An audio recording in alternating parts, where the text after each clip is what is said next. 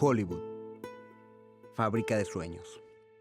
Crecí viendo películas que mostraban lugares maravillosos, galaxias muy lejanas que me enseñaron a soñar. Soy Guillermo y me vine de México a Hollywood a cumplir mis sueños. Gracias a dos padres maravillosos y una beca de George y Melody Lucas, pude ir a una de las mejores escuelas de cine, USA. Un día, un profe me dijo, "There are a lot of bad hombres where you come from, but you are one of the good ones." Bad hombres. ¿De dónde sacar esa idea?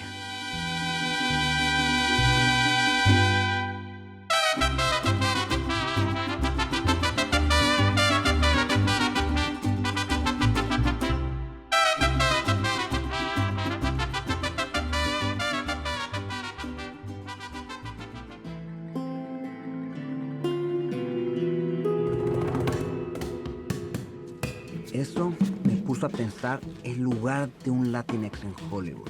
Así que decidí sentarme con mis amigos cineastas para ver lo que opinan.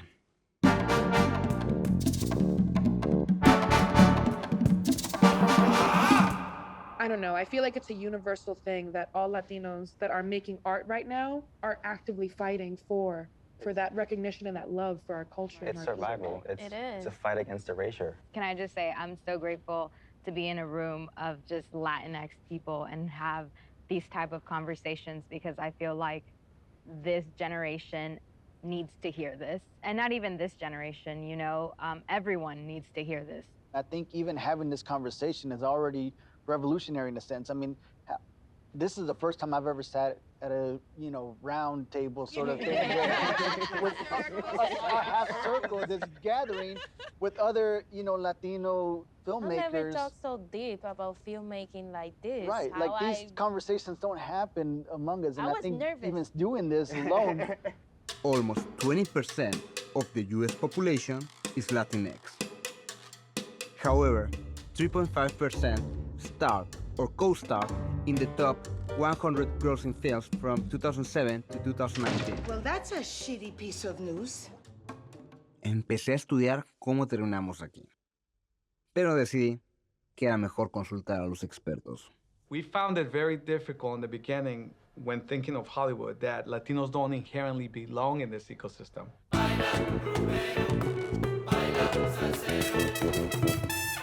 But I found a fun fact that actually the history, the beginning of Hollywood started with Latinos. For example, that land that happens to host the Hollywood sign used to be a ranch called La Nopalera. When you think of Culver City and you think of MGM Studios, who's now, it's Sony now, and it just so happens to sit on a land that used to be called El Rincón de los Bueyes. So I don't know why we are constantly writing ourselves and somebody else is writing ourselves out of the history of this land. From the beginning, they were portrayed stereotypically.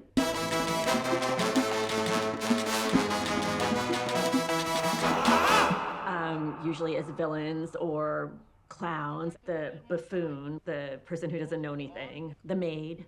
See your garden and where you don't tell him. Lucy, you know I don't speak Mexican. I'm not a Mexican. Okay, the Latin lover, right, who has his female counterpart. Or women were portrayed as the kind of hot Latina. Most people can conjure up in their head Lupe Velez and her Mexican Spitfire character, which was part sexy, part comic. Come quick. Huh? Oh, my name. Maria Juanita Rosita. Hello, West Newton Police Station. The good, bad man, right? Like people in brownface actually performing as Mexican characters in ways that are so exaggerated and so stereotypical that it's just painful. Emiliano Zapata. We're always the bad guy. It's easier to take us out. Like the perfect bandido, going all the way back to the beginning of this industry, Latinos were always the ones easy to kill, easy to demonize. Sadly, I don't think things have really changed that much.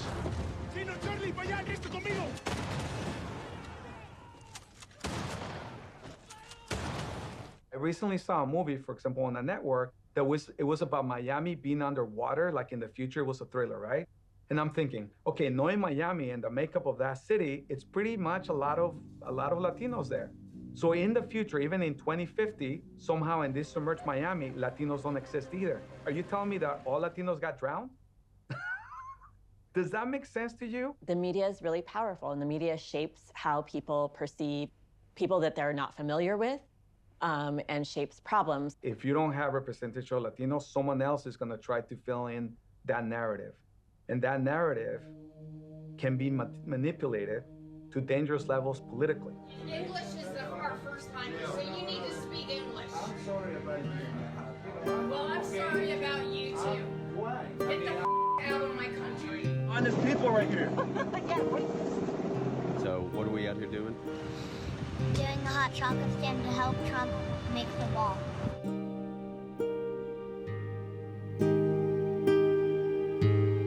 Let my parents be free.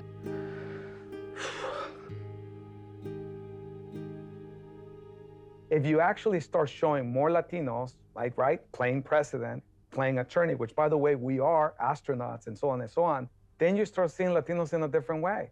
You're seeing them as humans. You're seeing them as your neighbors, no longer just as your nanny or someone who's cleaning your backyard. In 2019, 28% of the Latinx characters were criminals, 17% poor, 60% isolated, 21% angry or emotional. I was auditioning for this project, and I went in the room, and the casting director, he was just looking at me, and he goes, I don't know what to do with you because you don't look Mexican enough. I literally one day I remember hearing my agent on a phone being like, yeah, of course she's Latina. She's freaking Cuban.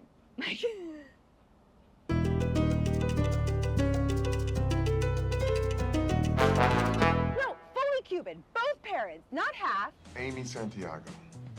She's got 7 brothers, so she's always trying to prove she's tough. Early in my career, one of the things that would come up a lot and that lost me a lot of jobs was the conversation about how Latina I look. I would look at myself and be like, am I not Mexican enough? Like, what does that even mean, being Mexican enough? At the time, it was like, my lips aren't big enough, my hair's not curly enough, or maybe dark enough. I didn't pass for white roles enough, and I didn't pass for Latina roles enough. I'm upset at myself because I didn't say anything out of the fear of not booking that job. It's hard, especially when you're starting out and you're struggling to say no to opportunities, especially when you're, you know, a minority and you have a lot less opportunities than some of your white counterparts. When you're casting either a filmmaker, department heads, or actors, you do have to have intentionality. If you don't, you will use the normal list.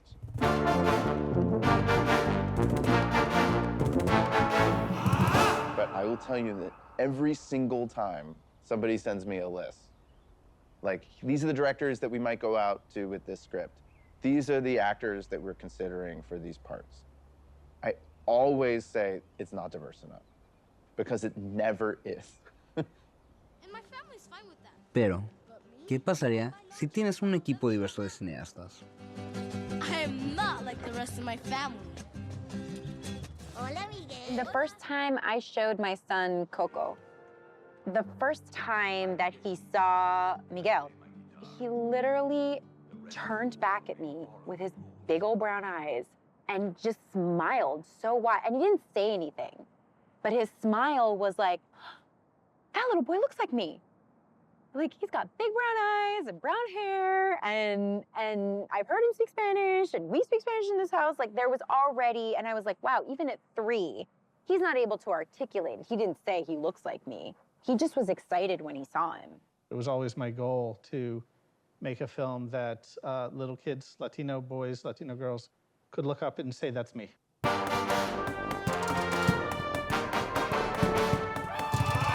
Mass-produced, big Hollywood entertainment doesn't just have to be about other people, but it can be about them as well, about their families, about their life, about their traditions, their culture. I saw Coco as kind of a Trojan horse because I knew that Coco would be embraced by the Latino community, the Mexican-American community. But what about middle America? What about the white people in Iowa? You know, what's in this film for them? Because I think the key to getting through to people that maybe are narrow-minded or have biases or are bigoted is to make them feel empathy for people. Because once you start feeling empathy for people, it doesn't take long for a lot of all that other crap to break down. And that is why we worked very, very hard to make a very endearing story, a story that would be emotional for anyone watching it. I think that everyone that's lost someone can all agree. Like if someone came up to me right now and was like, you have to give up everything in your life, but you get 5 minutes to talk to that person, I would have done it yesterday. I would have done it too. You know what I mean? Yeah. Like, Remember me, though I have to say goodbye. Remember me, don't let it make you cry. Creo que el core de Coco no es tanto Día de Muertos, sino de core es esta relación que tenemos con la familia. Y volvemos un poquito con lo mismo de cómo nos apoyaban cuando buscábamos arte o no. Y Coco, o sea, mamá Coco, ahorita me están saliendo un poco las lágrimas porque mi abuela acaba de fallecer hace una semana y media. Y no sé, ahorita pensar en Coco me recuerda mucho a ella y la...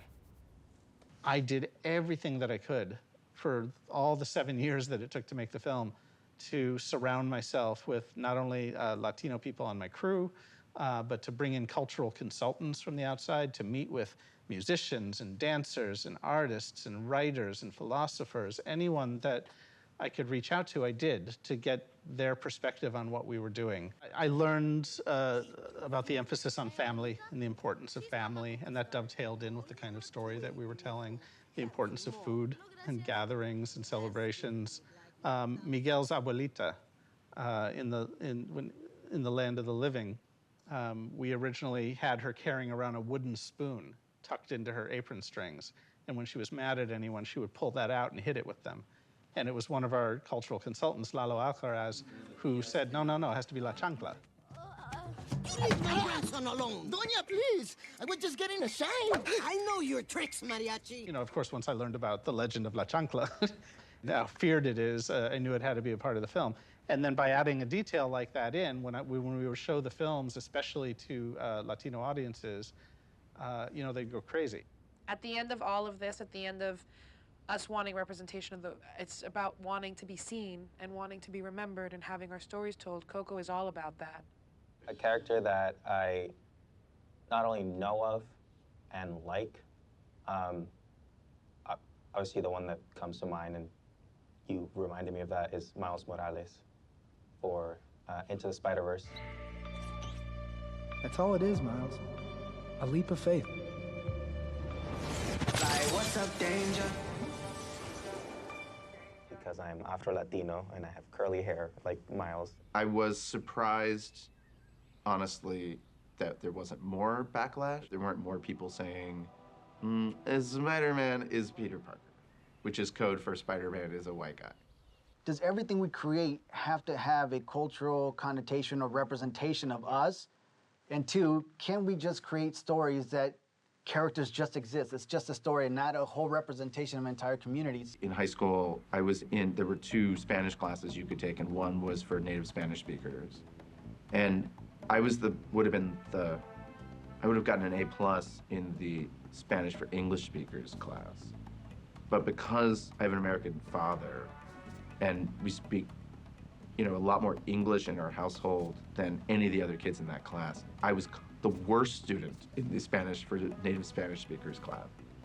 And so I was constantly embarrassed, as I am today, about my Spanish, which is like a really specific, narrow experience for like one kind of, you know, Latino person. But I loved that it was specific, and I put details like that in the script. I think that was the beauty of it. And again, these are questions that other people outside of our community or who are not people of color don't have to wrestle with.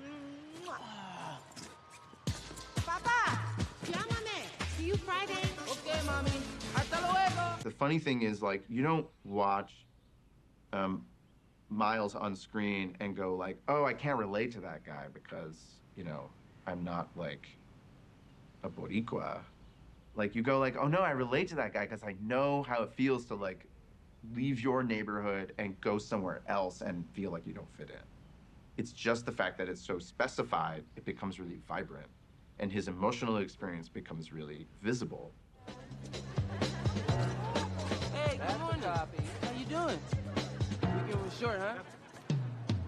Oh my gosh, this is embarrassing. We wore the same jacket.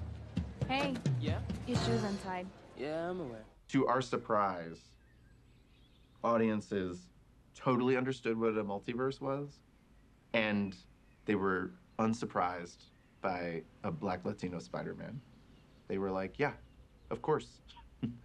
What's interesting is their parents might have been surprised, but the kids were not. And now there's a whole generation of kids who think Spider-Man speaks Spanish. The dark side of it is that if you do have a film like Coco that's successful, some studio executives might say, oh, well, we gave them that. They got a film. And now the pressure's off and we don't have to worry about that. We shouldn't have a Coco every 5 years. To be honest, we should have 30 Cocos, 50 Cocos every 6 months, because the industry can actually afford it. We could.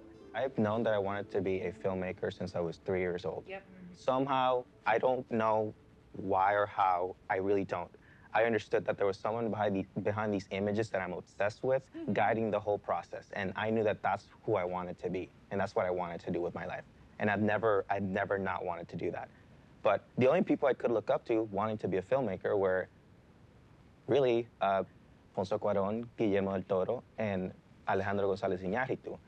But ironically, like, I'm Dominican, they're Mexican, they're my parents' age. They could not be further away from my experience and my worldview. Esperen un segundo.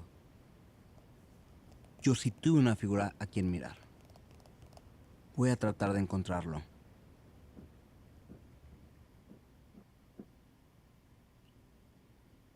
What if he doesn't come?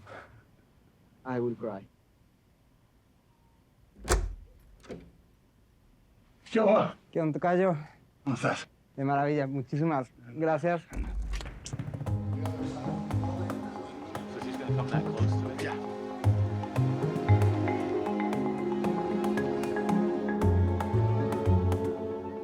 Es imposible explicar la barrera que tienes que romper para alguien que no sea latino. Y lo que sí te encontrabas mucho racismo muy abierto, muy abiertamente. O sea, por ejemplo, a mí me llegaban todas las historias de toreros, de narcos, de charros, de mariachis, del zorro. O sea, llegaban todos para uno que viene de un origen que es percibido de cierta manera. Y se tiene que romper esa barrera. Tenemos que entender que la industria es un animal bastante lento y torpe. Maybe Slowpoke is pretty slow downstairs in the feet, but he's pretty fast upstairs in the cabeza. Fíjate cómo hablan. Queremos acceder al mercado latino. Un nicaragüense, un salvadoreño, un ecuatoriano, un mexicano, como si fuera todo idéntico. No, es que porque así se mira la otredad desde el comercio. La estadística es mutable. Esto es lo importante de reconocer. La estadística es mutable. La podemos cambiar. Gracias, Antonio. So what's next?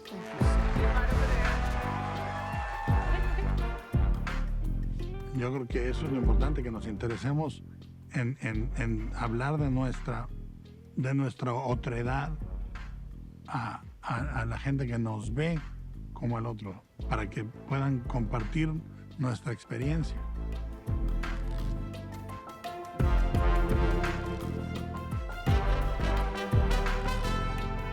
El primer nivel de representación es tu trabajo.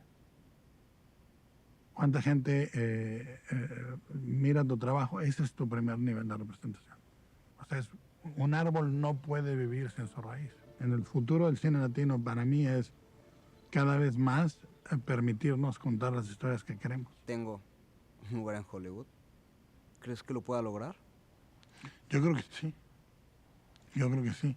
Pero las historias son individuales y los puentes que se crean para tu historia desaparecen detrás de ti. Lo que no desaparece es el modelo. Y eso es lo único que queda y lo único que es perenne es ese modelo.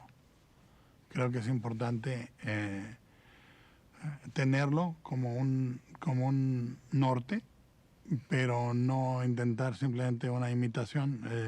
Tu camino va a ser absolutamente como pasa con cualquier situación que enfrentas como latino o como mexicano. Es, como se dice, mirar por dónde.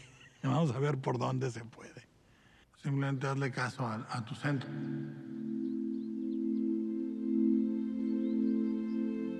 It starts with trying to honor the story and do the best job that we possibly can, but also not to be afraid to start. I want to see fat Latinas and dark Latinas be the protagonists of romances and comedy. I want to see us as superheroes. I want to see us in period pieces. I want to see us in big budget movies. Nosotros no tenemos límites por lo que me des tú de límite, no más los que yo me dé.